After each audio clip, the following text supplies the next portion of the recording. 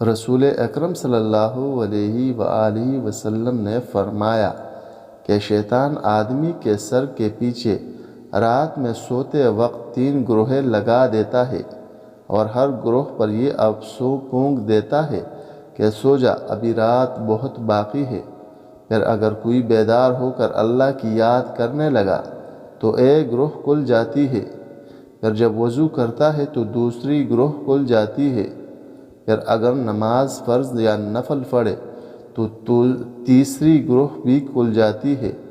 اس طرح صبح کے وقت آدمی چاق و چوبند خوش مزاج رہتا ہے ورنہ سست اور بد باطن رہتا ہے۔ ان سے نبی کریم صلی اللہ علیہ وآلہ وسلم نے خواب بیان کرتے ہوئے فرمایا کہ جس کا سر پتھر سے کچلا جا رہا تھا وہ قرآن کا حافظ تھا، مگر وہ قرآن سے غافل ہو گیا اور فرض نماز پڑھے بغیر سو جایا کرتا تھا۔ نبی کریم صلی اللہ علیہ وآلہ وسلم کے سامنے ایک شخص کا ذکر آیا کہ وہ صبح تک پڑا سوتا رہا اور فرض نماز کے لیے بھی نہیں اٹھا۔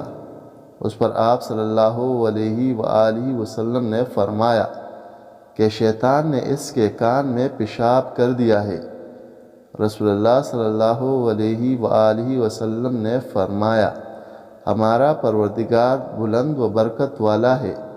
ہر رات کو اس وقت آسمان دنیا پر آتا ہے جب رات کا آخری تہائی حصہ رہ جاتا ہے۔ وہ کہتا ہے، کوئی مجھ سے دعا کرنے والا ہے کہ میں اس کی دعا قبول کروں؟ کوئی مجھ سے مانگنے والا ہے کہ میں اسے دوں؟ کوئی مجھ سے بخشش طلب کرنے والا ہے کہ میں اس کو بخش دوں؟